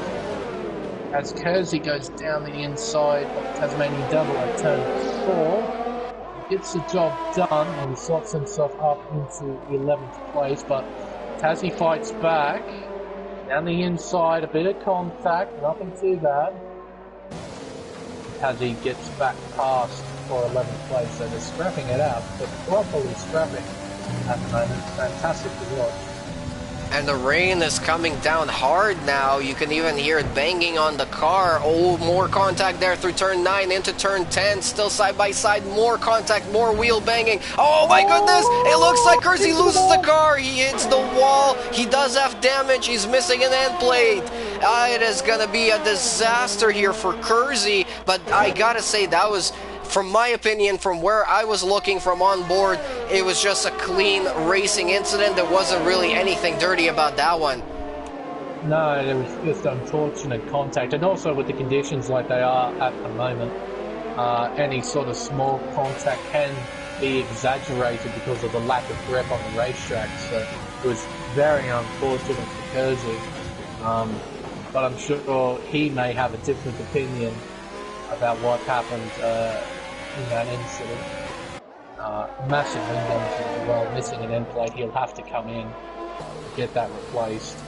He'll need a safety car in order to bring himself back into this race. That's a possibility. In Austria, we have seen some late safety cars here before. We have a couple of races this week that have already had the safety car come out, as well as VSCs, and with the conditions being as they are, that could definitely be a possibility here in this race. For those of you watching, again, thank you so much. Everybody who's watching right now, leave us a like, leave us a comment, let us know how you guys are, enjoying this race so far. If there's anything that you have noticed that we might have missed out, and obviously subscribe to the channel if you haven't yet. This is the third running of the TCR Grand Prix, the special event that we have had for the last 3 seasons here. Oh my goodness, big dive from Tasmanian Devil up into turn 3 there on FYKV, gets the position, but FYKV had to get out of his way there, frankly. Yeah, Tasmanian Devil was really putting the hammer down, no nonsense sort of racing. If he sees an opportunity, he's going to go for it. And sometimes you kind of need that mentality in these sort of conditions. It becomes quite difficult to make overtakes happen when it starts raining. So if he sees an opportunity, he's going to 100% take it with both hands. Thankfully for him and KV got out of the way, but Siegfried makes a mistake at turn 8. He ran wide onto the gravel on the inside of turn 8. He now has the inside line. He takes 9th place away from Siegfried. He's now making his climb back through the top 10. His next target is Neto. He's 3 seconds in front of Siegfried to actually gain, gain time to catch up to the back of the Red Bull. And Go-To Guy and 007 battling for position. Go-To Guy, 007 has been holding on to this 4th place forever. Here comes Go-To Guy into turn 4, round the outside, hard on the braking, locking up the front, brakes there for a second, getting good rotation, but not as good of an exit as 007 does. And now into the next couple of corners here. He's not going to be close enough. He's going to have to wait on that one, but now Go-To Guy has dropped out of a second on Breezy in front of him. Sean still leading the race right now with 3.1 second gap down to Sequid, and then Breezy in 3rd place, 12.6 seconds behind Sequid. So that is quite a gap. The only thing, as you mentioned, that might close that up is possibly a safety car or a major incident that might still happen. We're now on lap 23 of 36, so we've got 13 more laps to go in tonight's race here, the main race of tonight's special event, and lots of potential points up for grabs, especially for Sean, who absolutely dominated qualifying, and now he is dominating the race so far. Oh, Go-To Guy almost slamming into the back of 007, but getting a better exit than 007 at the exit of turn 3, now into turn 4, down the hill they run, and here comes 007, or Go-To Guy, sorry, round the outside of 007 and up into 4th place. 007 though trying to maybe make a switchback, doesn't quite work out for him on that particular occasion. He might come back at him once again later. Another question that I wanted to ask though, Smeg, in terms of this weather, it does look quite wet, transferring over from soft to wet tires. Since we don't have Park Fermé enabled for this one, people can change whatever they want. Do you think anyone made any adjustments to their front wing? Probably. It's definitely something that I would do, is increase the angle on the front wing, for sure. Just so then the car's a bit easier to drive in these sort of conditions. You really do need a lot of grip. Corner exit speed is somewhat critical around, particularly a circuit like this where you've got so many low-speed corners that lead onto long straights like turn 1, turn 3 and turn 4. You really do need that traction, so I wouldn't be at all surprised if somebody increased their front wing during those pit stops. But then again, some drivers may feel the need that they still need that massive straight line speed in order to make overtakes happen. So it's more or less down to the driver and what they personally prefer in these sort of conditions, as we've got some lap traffic in front of Go-To Guy and 007. That's oh, and Sean is into the pits. Sean has come into the pits. What is he doing? He's putting on another set of intermediate tires. Why did he come in? A new set of boots. Well, I guess he feels like these tires that he's on right now couldn't go to the end of the race, so he has to make another pit stop. He loses out to Breezy and Go-To Guy. There's a second one into them. There was just a brief yellow. But Sean ends up behind 007. He's going to make an overtake down the inside at turn 2. With lap traffic in front as well, this is going to be absolutely ridiculous. Go-To Guy managed to clear end of the world, but Sean and 007 still side by side into turn 4, overtaking the lap traffic as they're battling side by side. That is absolutely incredible. Oh, a big touch there. There was a bit of contact, so that is moving Sean back up into 4th place, trying to make up as many positions as he can, as quickly as he can, after making a second pit stop. And there goes Sequid into the pit as well. So he's following suit with Sean. He thinks, okay, if I have to match his pace, I need a brand new set of boots as well. Yeah, and I guess these guys genuinely feel as if those tyres can't go to the end of the race. So I'm guessing we're going to see a few drivers make pit stops. Interesting to see what Go-To Guy does. He now becomes a race leader. Does he try and stay out and get to the end of the race, try and battle it out with Sean? I guess he's really got nothing to lose. Damaso gets a 5-second penalty for ignoring blue flags, something that drivers really do have to try and do. Oh, dear me. He's trying to battle with end of the world in 16th place. It's always a good idea to try and follow the blue flags as best as you can and just try and get out of the way of the leaders.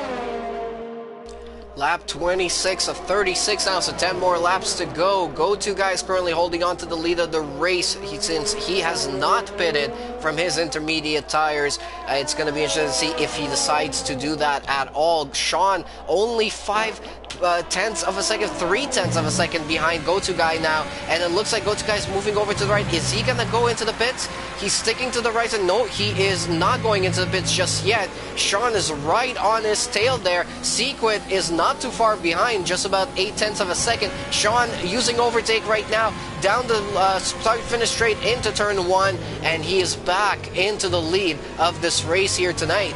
It looks like Go-To Guy got a really good exit out of turn 1, not using his overtaking, even though he's got about 70% left, but deciding against it on that occasion. Here comes Sequid, right up the back of Go-To Guy as well into turn 3, and he is going to be getting ready to make his move very soon as well.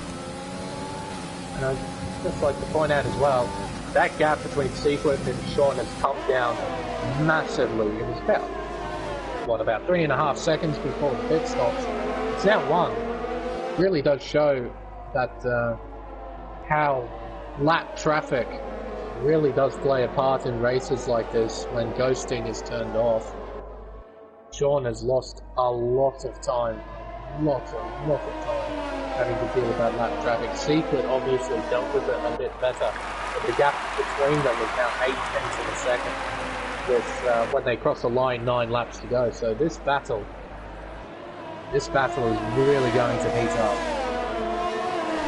It's all to play for now. 8 laps to go in tonight's main race. 25 more points up for grabs. Sean definitely wants those points because he wants to close up the gap that he's currently got in the championship for Season 10 and Platinum class between himself and Sequid. He is currently in second place with 94 points. Sequid is 121, and so that's quite a big gap there. But using tonight's points that he's already gained in qualifying and now potentially about to gain from the win of this race, that could definitely boost him right up there and close himself up to possibly put more pressure on Sequid for the remainder of this season.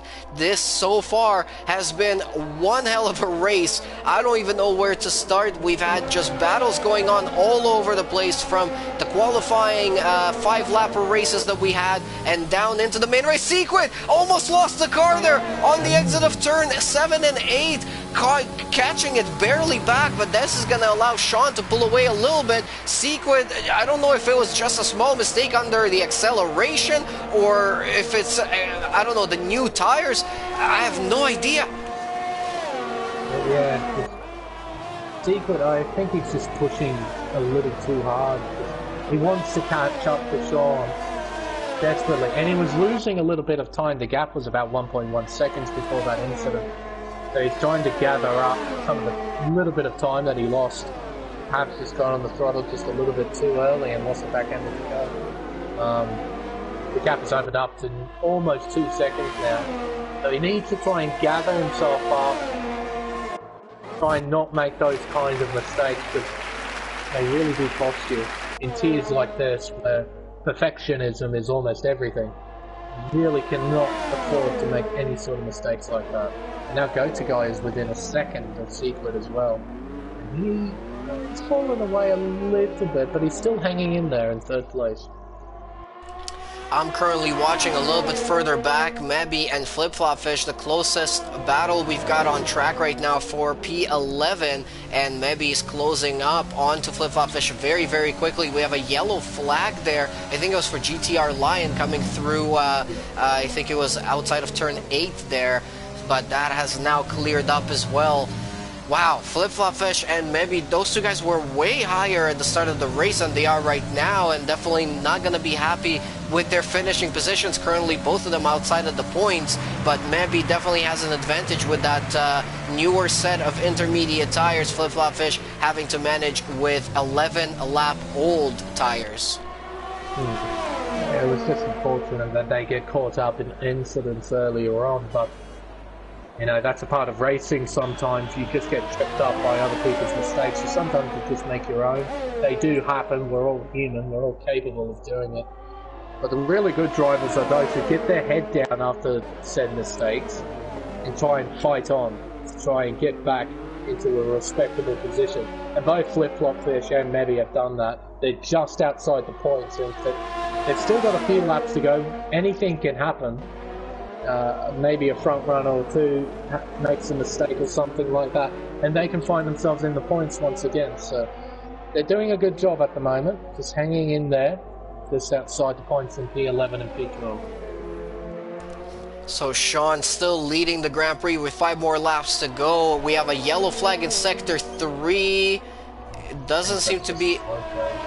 Yeah, I think it was actually Tasmanian Devil that had a little bit of a moment there, but he is still keeping on to 7th place in this Grand Prix. Tasmanian Devil was also running in the podium positions for quite a bit of this race and had a little bit of a mistake pitting onto the wrong tires. He pitted onto the softs just as the weather started getting worse and worse, and of course had to make another pit stop to put on the intermediates he's currently on. Mick Marcotti about to make a move on. Seafree is here for 9th position, possibly into turn 3 here. So far still side by side. Seafreeze gets a better exit there, managing the traction of the rear end at the outside of the corner there. Mick Marcotti using his overtake.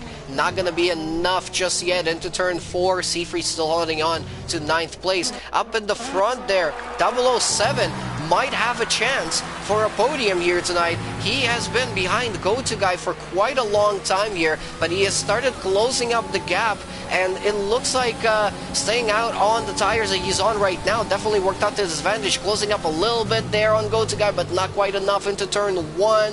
Just gotta have to wait until possibly Go-To-Guy makes a little bit of a mistake, but 007 gets a wheel spin on the exit of turn 1, not gonna help him out. No.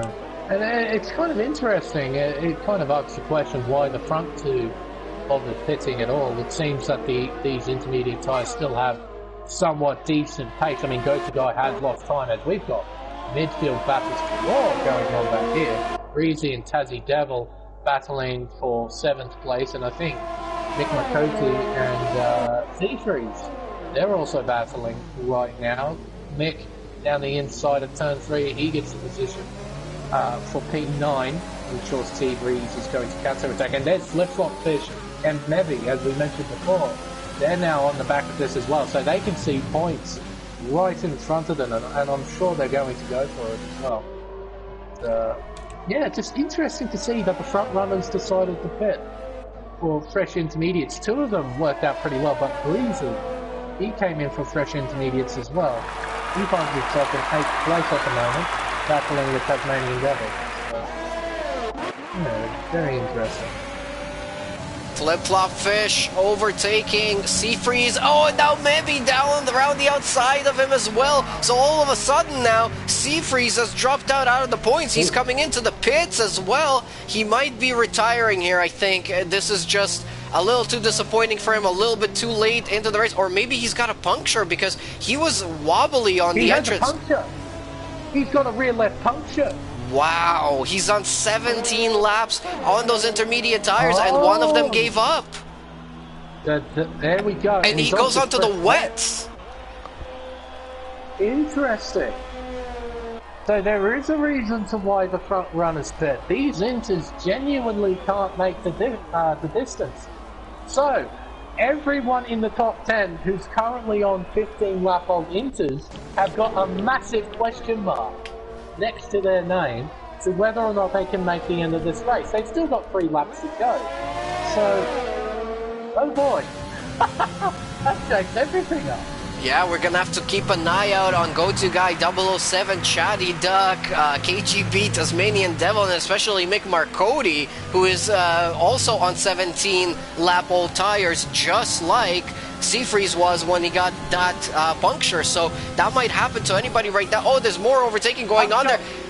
Puncture, Chatty Duck in the halves, and it's at the beginning of the lap of all places to get it. At least with C3s, it was right at pit entry. Oh, this is going to be, oh my word.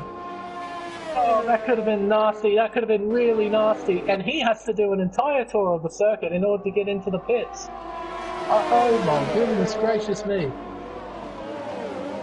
So it's a rear left tyre that we have to look out for. It seems that that tyre is getting the most wear out of all of them. Yeah. And I'm watching Mick Marcotti right now because he has done the most laps out of anyone else right now on the grid on those intermediate tires. He's locking up into a lot of corners, but I don't see any punctures just yet. He is under a lot of pressure now from Flip-Flop Fish. Honda M has retired from the race. I'm not sure exactly what happened to him. He's retired in the pits, so he might have gotten a puncture as well. I'm not exactly sure. We're going to have to find out at the end of the race there, but just watching again, Mick Marcotti. Oh, Mick Marcotti is getting a little bit wobbly now. Does he have a puncture yet? I can't exactly see, but he's now losing positions. Maybe his teammate is thinking about making an overtake on him as well. Mick Marcotti is now going to be going on to 19 laps on those tires. Absolutely incredible. We are on lap 35 of 36. Chatty Duck is still trying to make his way around the track there to get back into the pits and change those tires. Oh dear, that is so unfortunate for the Haas driver. Having to do an entire tour of the racetrack and to be down in 13th place. Oh dear, I'm sure he will be retiring from the session. There's almost next to no point continuing on. I'm sure he'll just retire. But that is stupidly unfortunate for him. But it seems everyone else is looking okay at the moment. I haven't seen any other punctures quite just yet. Nick is still going. He's managing his tyres well. And we are now on the last lap of this Grand Prix here in Austria for the third running of the TCR Grand Prix in Season 10 for Platinum Class. Sean still out in the lead, 4 seconds clear of Sequit. Go-To Guy in third right now with 6.7 gap to Sequit. And 007 trying to close up some positions on Go-To Guy, trying to take that last step on the podium away from him. KGB Black Angel has now done 19 laps on those intermediate tires. Tasmanian Devil on 18 laps as well, and Mick Marcotti still managing his tires on 20-lap old tires. That is absolutely incredible. I have no idea how he's done that, but he's only holding on to the last point position here in this race. Breezy, oh, Breezy losing the car there while he was trying to overtake Tasmanian Devil, and Breezy not being able to take that position, staying in 7th place. Flip-Flop Fish and Maybe now battling for 8th and 9th positions. This is getting too crazy, but Sean is about to cross the line here. Sean has dominated qualifying. He's dominated the race. It's worked out for him beautifully to change those tires, and he wins here tonight. Oh, and an accident between Seafreeze and End of the World at the exit of turn 8. Dearie me. Sequin in 2nd place, Go-To Guy in 3rd, 007 in 4th, not being able to take away that last step on the podium in the dying moments of this race. KGB Black Angel holding on to 5th. Devil. Oh my god, has he got a puncture? I'm pretty sure he does. He does. He has a right rear puncture. That's a bit different. Oh, and he goes for a spin. He was in the points. He was in the points. He was lining himself up for 5th place because Black Angel had a 5-second penalty for speeding in the pits. But he will not score any points. Oh my goodness, he can't even make it to the line there with that puncture. That is so unfortunate. He's actually backing up to the line. He's going to be crossing the line backwards here in a second. No, he spun out again. But wow, drama at the very dying moments of this race. But again, Sean with an absolutely dominating performance all throughout qualifying, all throughout the race, making a beautiful pit stop decision to change onto those tires and not being at risk of any sort of punctures like all of the drivers that we've seen here today. KGB Black Angel gets driver of the day here, but Sean with that top step on the podium with a win when it mattered the most for him in this season. This is gonna boost him right up and close up that gap to Sequit in the championship lead. Sequit still getting 2nd place, and Go-To Guy, last season's GP winner, is only good enough for 3rd here this year. But still, what an amazing performance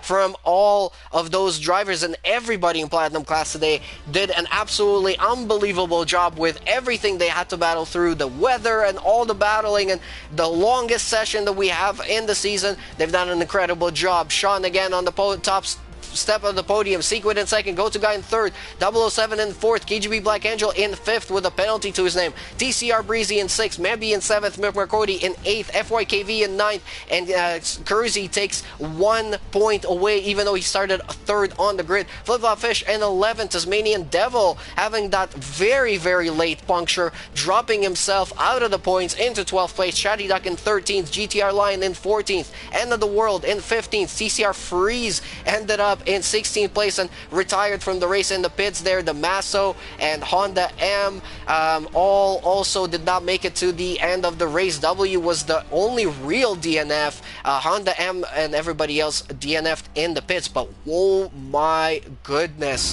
what a race that was. From start to finish, from just the first second we hit the track up until the finish line, everything we could have possibly imagined has happened here tonight. Yeah, it was absolutely insane. We had strategy, we had action, we had racing, we had weather drama as well. It was absolutely everything you would want in a good race weekend. It all happened at once. It was absolutely fantastic. And kudos to Black Angel, 18th to 5th. That's why he got driver of the day. After an unlucky qualifying session getting damage during Q1, to come back through the field and finish 5th is a superb job from him. So well done, definitely deserved driver of the day. Absolutely. And Smeg, if you can try and invite the drivers into the party here so we can hear from our podium finishers. That's going to be interesting because yes, I know the new with the new sort of rules that PSN has invited, but we did it last night and it was just fine. Didn't give us too many issues. But just a reminder again, it's going to be Sean, Sequit, and Go-To Guy in 1st, 2nd, and 3rd after what was an absolutely incredible and unbelievable action-packed race from start to finish. We had drama everywhere with punctures and battles and position changes. The weather came in out of nowhere, I think around lap 8, and really shook things up as well in tonight's race. So wow, everybody who was watching the race so far, a huge thank you goes out to you again. But everybody who possibly, you know, joined in the middle of it, definitely worth going back and rewatching it. We do have our race winner. Sean has joined the party. Sean, I just have to give it to you, absolutely hands down, the best performance, an absolutely dominant performance from you here tonight, and exactly when it mattered the most, you pulled it out of the bag. You dominated qualifying,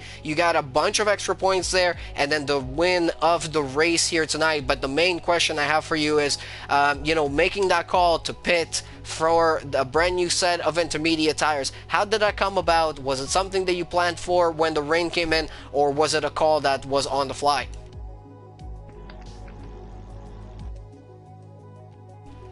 Sean, can you hear us? Yeah, sorry. It was pretty much on the fly. I was just doing the laps there in the rain when it first started, just waiting for my moment to go in. And honestly, I don't think I made the right call. I think I could have waited another lap because Secret got a massive undercut on me. But I just felt it out, I guess, and thought it might have been the right call because I didn't want to go a lap on the slicks in the wet if I passed the pit entry. Smeg, questions for our winner? Let me think. Well, first of all, how did qualifying go for you personally as a whole? Because you seemingly dominated throughout all of that. I wouldn't say it was domination. The first race. Wow. Kind of dominated here too. That's for sure. I mean, pole position, winning as well as fastest lap. So you got a full complement of points out of that. Yeah, that was definitely pretty awesome to see. But Q1 was pretty okay. I think all my qualifying laps in general were a little bit better than I was expecting.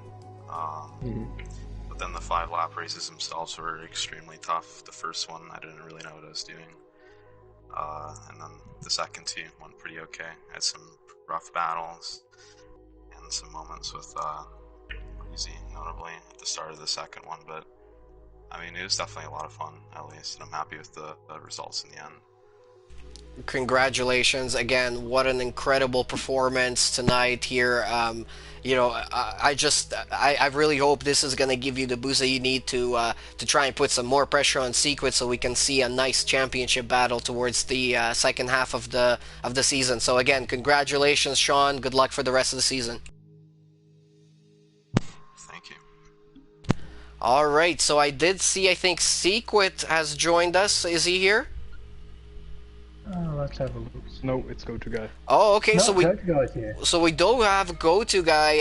Smeg, see if maybe we can invite Secret again and get him into here. But Go-To Guy, what an incredible race from you as well. I know that you probably aren't, you know, too happy with that because you were the winner last year after what was a very exciting last lap battle between yourself and Dougie. But for this year, for this season's Grand Prix, 3rd place, a podium, still a great performance.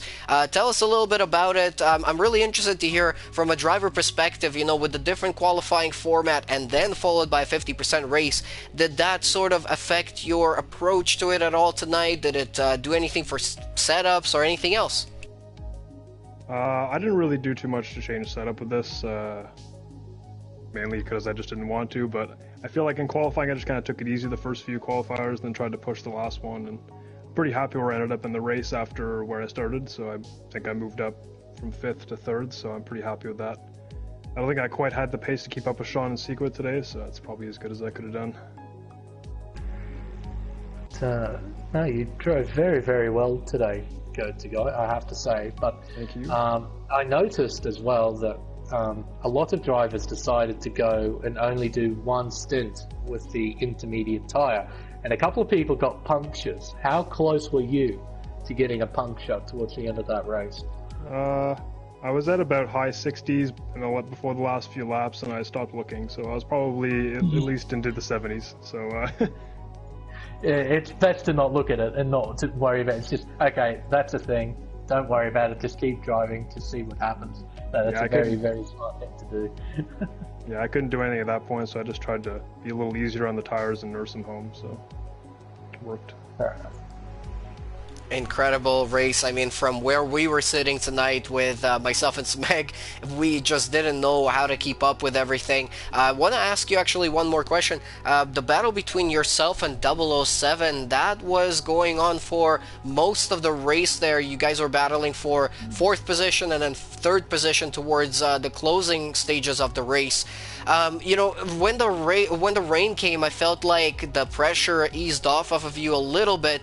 Do you think if the weather stayed dry, would you be under a little bit more pressure from 007? It's hard to tell. I don't know really how I would have been on the soft tires. I felt okay to battle with him, but definitely the wet.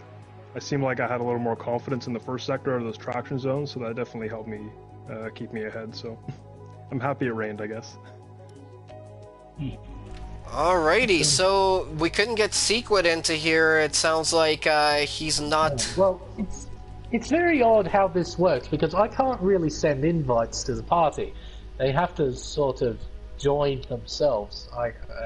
It's odd. Like, I can add players to the chat, but I can't directly send an invite to the player.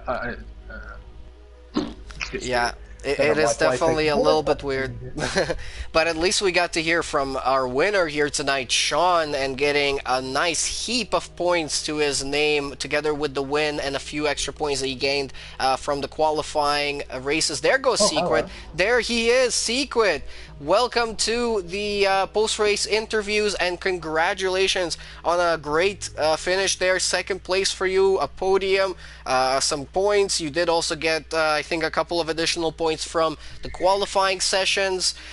In terms of the race, how it looked for you here, I know you were probably aiming for the win tonight with how dominant the season has gone for you so far, but overall, tell us about it. It's not really a dominating season by me. The gap is only like 11 points right now, so I'm not happy at all with this race, to be honest. Just some BS at the start with one of the AlphaTauris getting hit up the ass, and then the rest of the race just didn't go well. He had the pace on the softs. I was starting to catch him in the rain, but you know, I think this race will put to bed all that talk about Pat is better on traction or Pat is better in the rain, because clearly not. Fast as I could go was within 3 seconds with him in the end of the race, so definitely awoke me for the rest of the season, and I'm gonna try not to let that happen again. So yeah, I was going to say, you look like you were genuinely pushing that car at certain points. I noticed some small mistakes which cost you a bit of time every so often. Do you feel like you were overdriving the car at some point?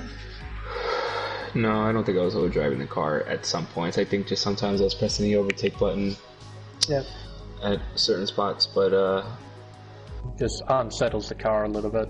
yeah, it quite unsettles the car, and especially being on a pad, if I try to correct something, it isn't that easy, so. Yeah, I understand. Sure. You did get a really nice overcut on Sean there, pitting a lap later.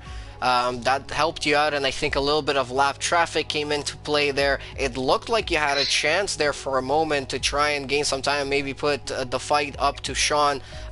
You know, what was the sort of moment where you realized that you're not going to have the chance to do that anymore?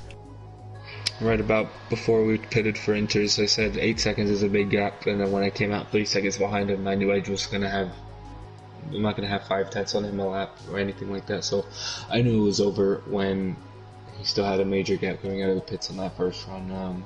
So, like I said, let's move on to next week. Put this one away. So. That's it. Yeah, there's still quite a few rounds to go here. This was round 8, so we've got 8 more Grand Prix until the end of this season. Congratulations, Sequit. Congratulations, Sean, on the beautiful win here tonight. And also congratulations, Go-To Guy, on another podium to his name as well. Also a great performance in another TCR GP. But Sean becomes a first-time winner to his name of the TCR GP. He can now put another label to his name together with his championship in previous season of TCR in the Platinum class. So a very, very incredible performance from him. Overall, though, I mean, it was just a race for the history books of TCR. Honestly, it had everything you could have possibly imagined. Battling, couple of incidents, we had rain, we had punctures, we had absolutely everything here. Smeg, again, thank you so much, first of all, for joining me for this race, but, you know, your impressions with everything overall. I really did enjoy this race, and I enjoyed the different qualifying format. It's sometimes a good thing to witness some different ways of operating things, and it definitely generated plenty of action before the race, whereas, as I said before, with normal qualifying, it's sort of 12 minutes of nothing, then 6 minutes of everything with a normal qualifying session. But with this, you've got action all the time. And the race throwed up a lot of hurdles for a lot of drivers to climb over, some early incidents. The weather, of course, playing a massive part as well in this race, and of course, the punctures. Drivers gambling, hoping that their tyres would go to the end of the race. It was very, very entertaining to watch, and I did enjoy it. I did enjoy myself tonight here at Austria. Well, it's a massive pleasure to have you in the booth with me at any time, at any race, and I hope that we will have another chance to do that very, very soon. Thank you again, Smeg, massively for joining me here tonight, and also massive thank you to all the podium finishers that joined us for the interviews, all of the Platinum drivers for putting on an absolutely unbelievable show here tonight in the third running of the TCR Grand Prix in Austria in Season 10 of Platinum Class. It was absolutely incredible from all points, all around, from commentator and driver point. It was absolutely incredible to watch. So definitely thank you for that, and thank you to everybody who's been watching the stream tonight. It was a longer stream, it was a lot of action going on, but there was a lot of viewers and a lot of comments rolling in. Massive thank you to everyone. Leave us a like before you leave the video, subscribe to the channel so you keep to date with all of the other action going on for the rest of the season here in Trinity Competitive Racing. We will be back with you on Tuesday of next week again with Silver Class at 8:15 p.m. EST as always. Thank you again. Also a massive thank you to all the officials, all the stewards in TCR, and everybody who works on the league every single week to make sure that everything runs smoothly here. Also a big thank you to our affiliate sponsor, Fanatec. Check out the link in the description of the video if you guys are thinking of getting yourself some equipment, and you might be able to support the league in the process. So that would be absolutely amazing. So check out all of that. Check out our social media pages and our Discord and everything else that we have, our website. You can check out all the details about the league. But from BLIN-MACHINE and Smeg here tonight, and from Platinum Class, it is going to be the end of the stream. Thank you guys so much for watching. Thank you for everyone who joined us, and we will see you next week on Tuesday. So thank you again. Have a great night.